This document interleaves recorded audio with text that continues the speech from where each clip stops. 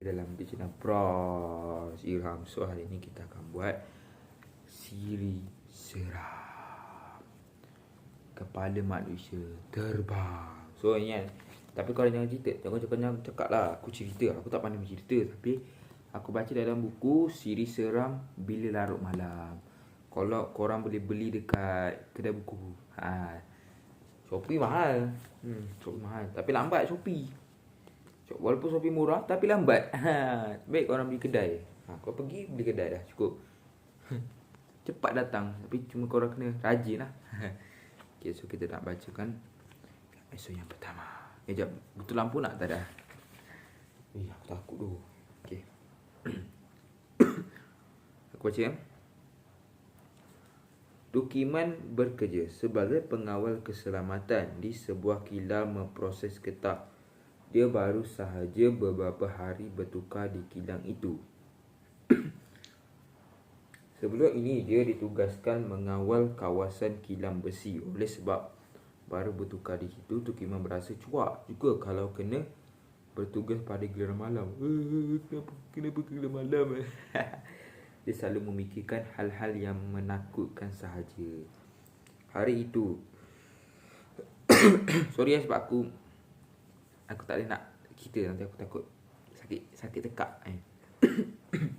Kalau ada batuk-batuk tu minta maaf lah.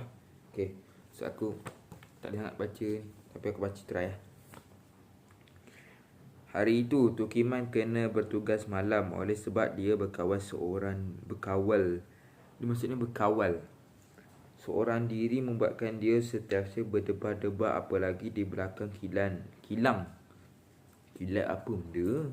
Kilang itu terdapat sebatang pokok senang terlalu besar. Apabila melihat pokok itu, Tukiman selalu terbayang-bayangkan hantu bertenggek di salah satu dahan sedang menggilai dengan suara yang menyeramkan.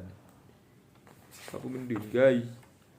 Pada masa itu, Tukiman seorang diri, tidak ada orang bekerja malam. Kilang itu pula jauh sedikit dari bangunan-bangunan lain. Rumah orang juga tiada di situ. Ini membuatkan pengawal keselamatan itu tidak senang duduk diam dibuatnya.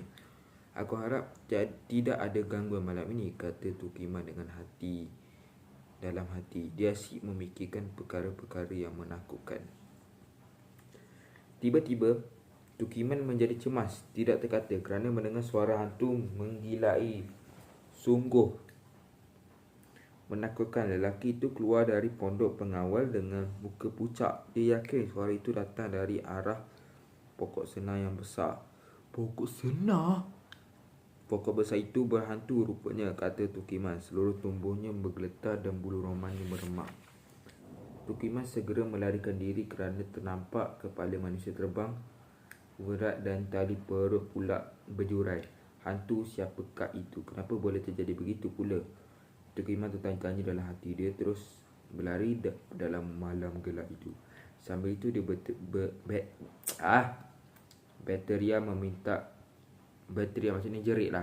jerit meminta pertolongan.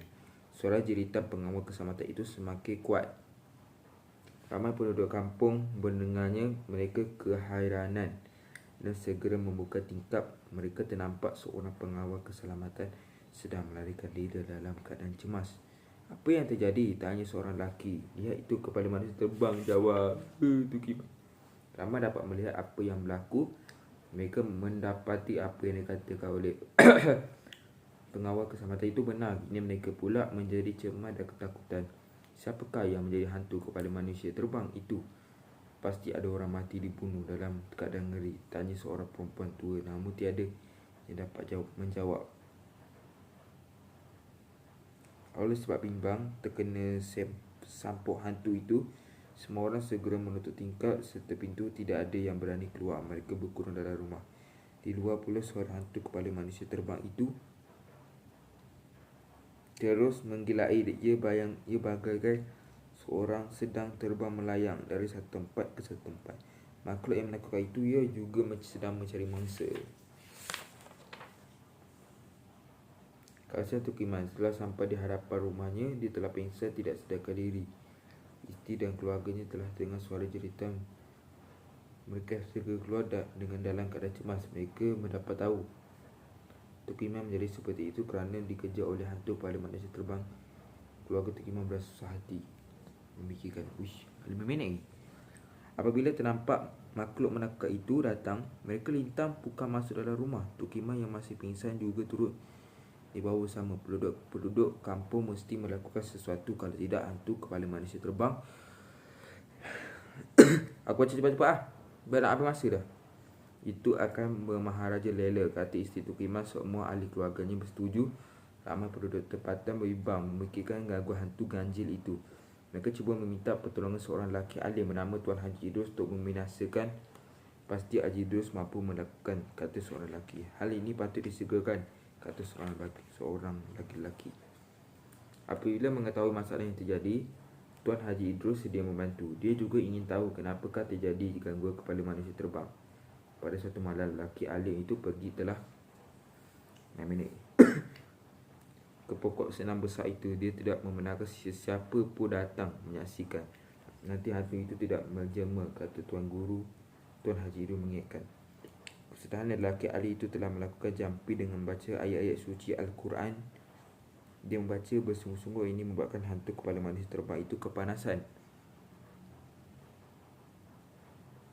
Dia menggelupur seperti menahan kesakitan tidak terhingga. Tiba-tiba kepala manusia terbang itu cuba menyerang dan membinasakan Tuan Haji Idrus. Lelaki alim itu berjaya mengelaknya. Hantu kepala manusia terbang itu gagal membinasakan lawannya. Nak habis dah weh. Tuan Haji Idrus tiba-tiba mencapakkan kitab suci Yasin kepada makhluk menakutkan itu. Apalagi terjadi kebakaran. Kedengaran hantu pada manusia terbang itu menjerit lebih kuat lagi. Api besar itu terus membakarmu. Setelah makhluk menakutkan itu binasa, seorang perempuan tua memberitahukan rahsia sebenarnya. Pernah terjadi seorang isteri telah menikah suaminya sendiri kerana mengamalkan ilmu hitam. Ia terbakar daripada syaitan. Kemudian dia memancung kepada suaminya sendiri. Jelas perempuan tua itu kepada penduduk kampung. Setelah rahsia itu terbongkar, pihak polis akhirnya berjaya menjalani kesihatan. Akhirnya seorang perempuan telah ditangkap kerana didakwa memancung kepala suaminya sendiri. Dia akan dihadap ke muka pengadilan. Orang ramai berasa simpati kepada suaminya malam itu oleh sebab dia mati teraniaya. Rohnya yang telah menjadi hantu manusia kepala terbang kerana hendak menuntut bela. So ceritanya, apa pengajaran dia adalah korang jangan bunuh orang. Itu pengajaran dia. Jadi aku tak nak lah, macam ada banyak-banyak kes lah. Ada kes sampai nak bunuh-bunuh orang tu. Aku tak suka tu bunuh-bunuh orang kan. Jadi depan ni jangan bunuh-bunuh orang lah. Apa cerita saya berikan ni, jangan lupa like, subscribe. Bye. Terbang. Okay, bye.